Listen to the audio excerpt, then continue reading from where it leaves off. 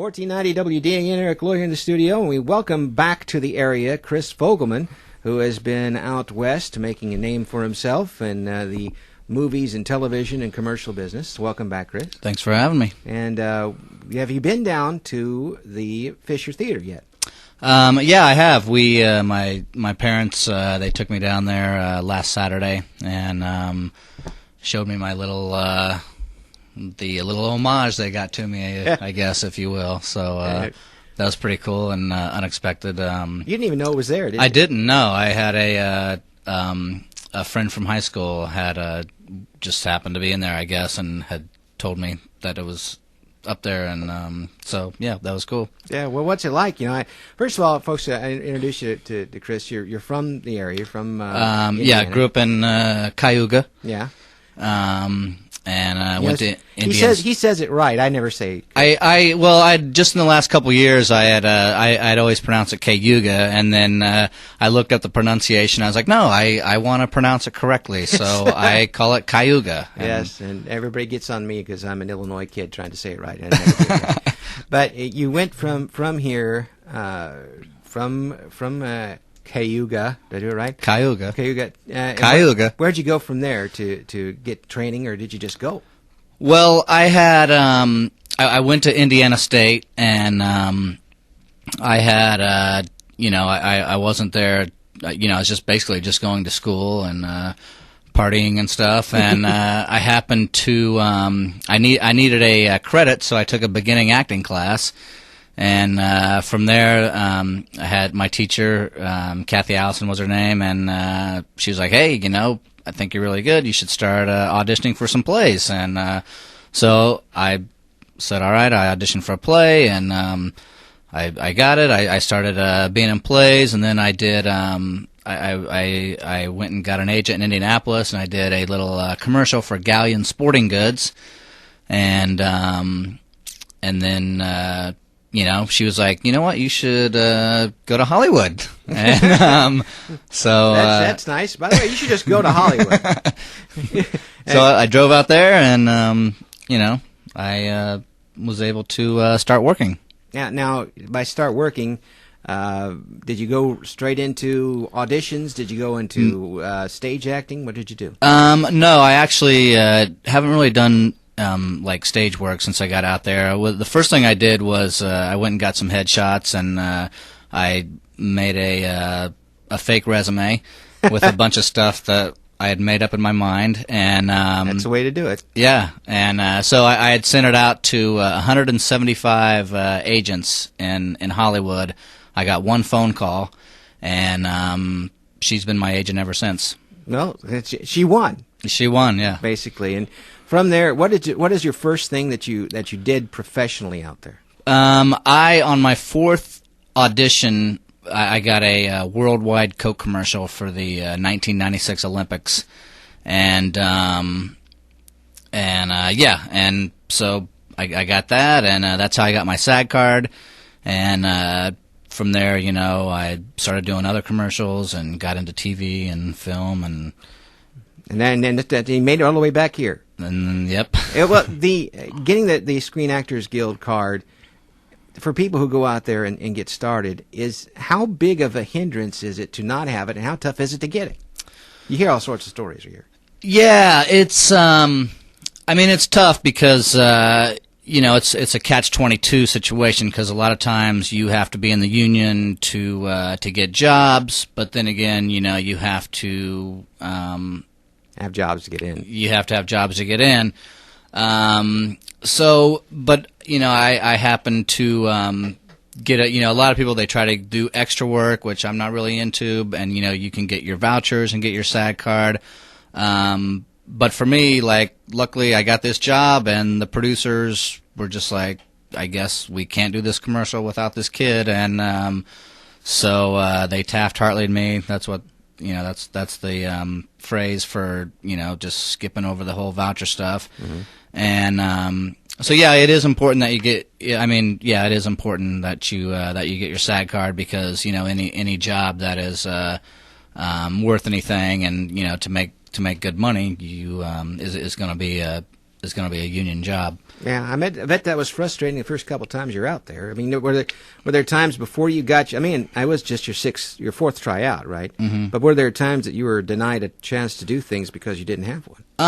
Not really, because that was just my fourth audition, and that had happened right at the end of my first year of being in Hollywood.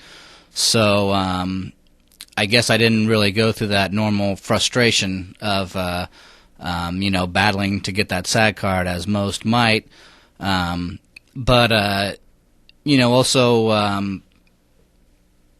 maybe you could say that I lucked out a little bit. I don't know. You create your own luck, though. I mean, sure. You went out there and you mean you're the one that put out the fake resumes. You're the one. Right. You answered the phone call. Right. But since then you've been pretty steady with the work, right? I mean, how long did it take you to start getting some TV parts and movie type things? I didn't really get it took me like another 4 years. I had done like a few commercials a year for the first few years I was out there, and I was auditioning for TV and movies, but that was where I guess the frustration was setting in, because the commercials are good, you make money, but as far as like having any like artistic integrity, if you will, you want to do TV and film work, and it wasn't until I'd been out there 4 years, and I finally got a guest star part on the X-Files, and so that was my first like real good TV job. Nerds just tuned in right there when you said that. X-Files, and you're still recognized from that part. I am, yeah, and it was an episode called the Goldberg Variation, and it's still by I guess the X-Files experts considered to be the one of the best episodes ever, and probably the best part that was ever in an episode of the X-Files. Absolutely, yes. But in that episode, it had to do with your part had to do with a lottery ticket. It did, yeah. It was basically a guy who he was like basically the luckiest person in the world, but everybody that he came across became really unlucky. So he finds a lottery, or he gets a winning lottery card, but he doesn't want it. He throws it in the trash, and I just happen to be there. I dig the lottery card out of the trash. I just won $100,000. I run outside, and I get hit by a truck. So your line was more like more than anything else. You have to do it exactly right, though. You have to. Now, how long did it take for you to come up with a idea to put together a film, which you can now see on Netflix, by the way, tripping forward, but between your start and when you decided you were going to put this together? Because that's a heck of an ambitious jump there. Yeah, it was. I had I've written at this point, at that point I'd written a few scripts, but what I did was I started just writing stuff that would happen to me on a daily basis. I would just go home, and I didn't really have any rhyme or reason to it. So I basically just had like a collection of scenes that didn't really have any cohesiveness to them, and so that was like about 3 years, and then I had did a short film for a guy by the name of Marcus Nash, who I showed him my script that I'd been working on, which at the time was called Actor, and he liked it, but he wanted to rewrite it and give it a plot. So that became the second half of the movie, and then we were able to get some money and shoot it, and it became Tripping Forward. And so from the time that I first started writing it to the time we actually started shooting it, I'd say it was about 3 years. And then because it was done on such a low budget, even after we had shot it, it went through so many editors, it had been through so many editing machines, and we ran out of money as we were shooting the film. Of course. So it was really tough, and it basically ended up being about 7 years out of my life. Yeah, 7 years, but but what's 7 years? Yeah, but when you look at it, it's something you can say. I did this. It was something. It was originally my idea to put together, and Misty and I watched it. We enjoyed it, and thank you. Everything we've seen, we look it up online, see what other people. Everybody has given it pretty positive reviews. Yeah, I appreciate that. I wish the movie had done better. I feel like there's been some other movies that have kind of ripped it off, that have got more popular. But I guess that's show business, and what are you going to do? How many of them have Ed Begley in it? Right, Yeah, exactly. I mean, come on. How do you even get that? You didn't have a big budget, and you say you ran out of it for a while. Haven't even got into how you even get that budget to start with, which I imagine was like ripping veins out of your arm. Yeah. But to get some of these folks who, if you see them on screen, you're going to know who they are. Yeah. How tough is that to do? Well, like Ed Begley Jr., we were fortunate to get him. He was a friend of a friend, so that was a major score. We were actually, Eric Roberts was originally supposed to do the part, and then he had canceled just like a few days before we were shooting. He was in China and didn't want to come back to the United States, and Ed Begley Jr. was available, so we got him. MC Gainey was also a major score, and MC Gainey, just like what he told me, I don't know if he was just bullcrapping me or what, but he had told me it was like the funniest script he'd read in like 15 years. So he just wanted to be a part of it, and he didn't take his regular salary. In fact, everybody that worked on the film, they took a lower salary than what they normally would take, just because they liked the script and they wanted to be a part of it and help out. That's nice to be able to do that. At that level, to be able to pick and choose and say, I really like this, and I'm going to do it just because I like doing it. Yeah, sometimes you do parts for money, and sometimes you just do parts because you like what you're working on, Yeah, that'd be nice. Someday I would like to do that in my field, but here you just do it just because you like to eat. But the putting that together, and now you've got you've say 7 years later, you've got a film put out. Now what do you do? I mean, do you try to get it distributed? Do you try to get some sort of try to get it to Netflix? What do you try to do with it then? Well, with Tripping, we got a limited theatrical release, and it did the film festival circuit. It won it won Best Film in the Calgary Film Festival, and it went to Netflix, and I would have liked to have been on Showtime or something like that. At this point, it hasn't happened. Maybe it will. I don't know. But as far as like anything else with Tripping Forward, I've kind of moved on, and I'm working on trying to get another movie off the ground. Yeah, I say that, folks. If you get a chance, it is a very adult film. I would say that, and not for the kids. Not for the kids. But it is a lot of fun if you get a chance. It's on Netflix right now. But again, you're trying to get another project up and going. Is this another one of your scripts? Or it is. It yeah. Another one that you had little notes, stick-it notes all over the place. This one was a little more cohesive right from the beginning. Started working on it January of this year, and have been writing it this whole year.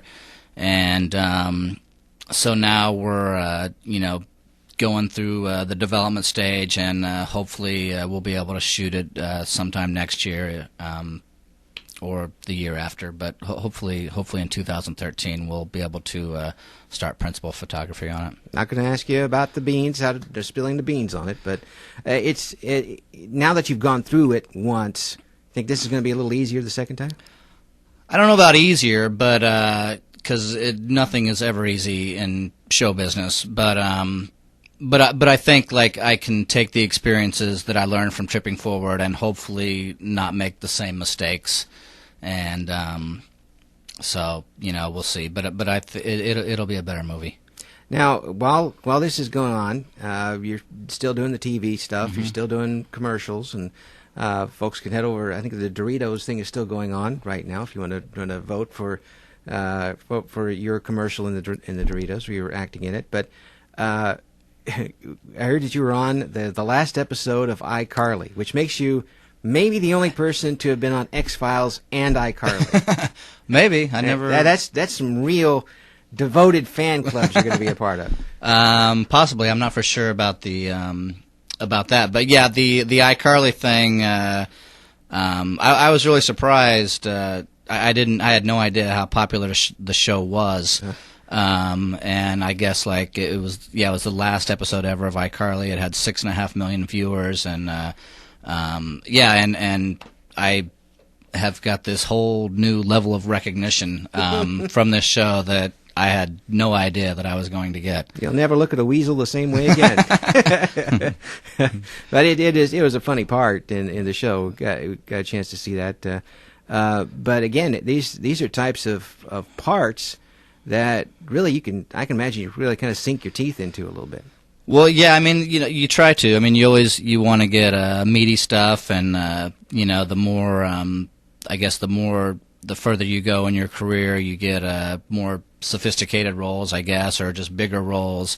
So yeah, it's always fun to have something that you can really like sink your teeth into and experiment and play with, and just have fun with. So what are you looking forward to do now besides the film you're working on?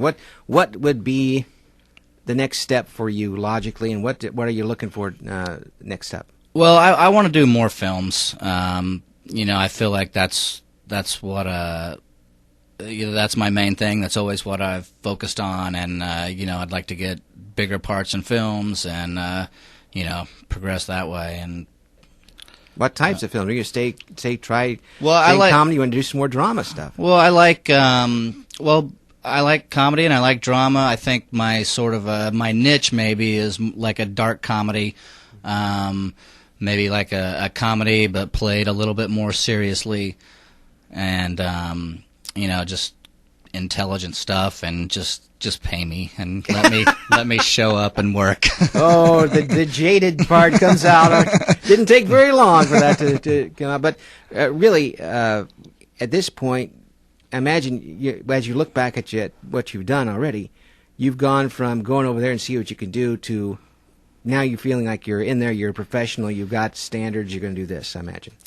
Well, I mean, I'd like to think so, but you're always surprised. Like you're always like, wow, will I even ever work again? Well, sometimes it's just not there. Sometimes it's not there, and you never know what tomorrow will bring. And so I hope to work again, and I hope to get bigger and better stuff all the time, and just keep tripping forward. There you go. That's what we call in the business a segue. But folks who can keep an eye on what you're doing, what else do you have something right now that's bubbling up about ready to come out as far as a TV appearance, a series appearance? I don't. So if you would like to get a hold of Chris Fogleman, he's available right now. It's I guess imagine it is tough. You're kind of waiting for somebody else to come up with something. In the meantime, you're trying to come up with something on your own. Yeah. So I mean, well, that's the thing. Like you can't just depend on casting directors or people to call you in. So I think you have to take your career into your own hands, and that's why, working on this movie is my main focus, and trying to create my own stuff. And of course, I'm always available to do, if somebody else wants to call me in and audition and do all that stuff. But yeah, you got to take your career into your own hands. Now, you had worked in radio before down in Terre Haute at WZZQ. Yep. A lot of folks remember that station. It was fun to listen to back in the day. Going from being behind that microphone, because you interview all sorts of people, and there are people who go on stage and they hate getting on the radio microphone because it's for some reason for them it's intimidating. Doing anything close to what you were doing would just scare me to the point where I'd have to be in the bathroom every 3 minutes. How much different was it for you to go and start doing some acting stuff as opposed to being on the radio? Well, I don't know. I don't really think it was that different. For me, anyway. For me, as working at WZZQ and DJing, that was just because I've always loved music, and I grew up listening to classic rock, and so it just seemed like a cool job to do while I was in college, and so that was that, and then as far as acting. I don't know. I guess they're two separate things, but I don't know. I guess the whole thing, I try just not to think about it too much. I think if you think too much, then you start getting in trouble because I'm not that smart of a guy. So well, it's the best way to go through life sometimes. Is try not to open your eyes too much and see what's going on around you. So you weren't, when you first got up there and started taking your acting classes, you weren't intimidated by it at all? I don't recall really being intimidated. I think because I just didn't really care, and you know, I love that. I just didn't care. You know, if it works, it works. Yeah, and honestly, you know, I try to go through life that way. It doesn't always work out because you do end up caring and you want to get stuff, but at the same time, if you care too much, it kind of I think it comes across, and you want it too bad, and you force stuff, and you sort of just have to learn how to just let it go and just, you know, let the chips fall where they may, and whatever happens, and you know, really, there's so much stuff that's out of your control anyway. Mm-hmm. And you're in a business where a lot of it is out of your control. Yeah, pretty much 99% of it. Yeah. And so I guess you can't be afraid to make a fool out of yourself. Believe me, I fell flat on my face many a times, but you just keep getting up and dusting yourself off. And I mean, it's not like I can do anything else anyway. I have no real life skills, so I'm pretty much stuck. You can always come back to radio. There's no skill involved in this. Believe me. Misty will tell you about that too.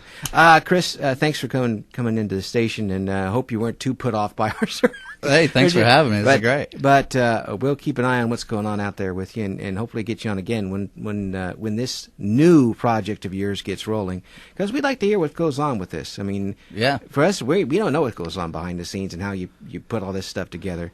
And I don't know either sometimes. And well, to see that somebody around here has gotten up the gumption to, walk up and say, "Hey, I'm going to do this," and you went and did it and got a fine film out there for people to watch and well reviewed. That means a lot to a lot of people around here, a lot of kids around here who might have something twinkling in the back of their mind that maybe I can do something like that. Yeah. Hey, there's nothing stopping you.